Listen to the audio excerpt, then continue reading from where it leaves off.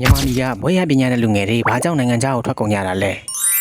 ကျွန်တော်တို့မြန်မာနိုင်ငံရဲ့လက်ရှိအခြေအနေမှာလူငယ်တော်များများဖြစ်ကြတဲ့ IT ဆရာဝန် Engineer ဘာသာစကားတကြွတွေနဲ့အခြေလူတန်းစားအပါအဝင်လူငယ်တွေပဲရောက်ကုန်ကြတာလဲဟုတ်ပါတယ်အားလုံးနိုင်ငံခြားကိုရောက်ကုန်တာပါအားကြောင့်ဘယ်နေရာတွေရောက်ကုန်ကြရလဲဆိုတာကိုဒီဗီဒီယိုလေးမှာဘုရုဒဖြင့်ဖော်ပြပေးချင်ပါတယ်သူတို့ကမိခင်နိုင်ငံမှာမနေပဲဘာကြောင့်ပြည်ပကိုထွက်ခွာကြတာလဲသူတို့ကနိုင်ငံကိုမချစ်လို့မဟုတ်ပါဘူးအမှန်တကယ်တော့မနေချင်လို့ထွက်သွားတာမဟုတ်ပဲနေလို့မရအောင်တွန်းပို့ခံလိုက်ရတဲ့အချက်၃ချက်ကြောင့်ပဲဖြစ်ပါတယ်အဲ့ဒီအချက်၃ချက်ကဘာတွေလဲကြည့်လိုက်အောင်ပထမဆုံးအချက်ကတော့လုံခြုံမှုပါစိုးရင်စိတ်တွေနဲ့စဉ်းတန်းနေရပြီးဘဝလုံခြုံမှုအမှန်ကန်များတော့တာကြောင့်အနာဂတ်အီမန်ချက်တွေပျက်စီးကုန်တာပါဒုတိယချက်ကတော့လောက်ခလာစာနေပါပြီးကုန်စည်နှုန်းအဆမတန်မြင့်မားလာတာကြောင့်ပါနောက်ဆုံးတတိယချက်ကတော့အခွန်အလန့်မှာမိမိတက်ထားတဲ့အတတ်ပညာတွေကိုကောင်းစွာအသုံးချပြီးထိုက်တဲ့တန်တန်စွမ်းစားမိနေရတွေမရှိတာလဲပါပါတယ်ဒီအချက်တွေကတကယ်ကိုစိတ်မကောင်းစရာပါပဲဒါကိုဗရိန်တွင်းလို့ခေါ်ပါတယ်တိုင်းပြည်တစ်ခုရဲ့အဖို့တန်အုံနောက်တွေဆုံဆုံနေတာဟာအနာဂတ်ရေရှည်မှာရင်နာဖို့အကောင်းဆုံးပါပဲဒါတွေအားလုံးကဘယ်သူမှပြည့်ရှိတာလဲကို့အနာဂတ်ကိုကိုယ်တိုင်ဖန်တီးရမှာမို့အကောင်းဆုံးစူးစမ်းပါလို့တိုက်တွန်းချင်ပါတယ်တင်တို့ကဘယ်လိုမြင်လဲကိုမမပြောပြကြအောင်နော်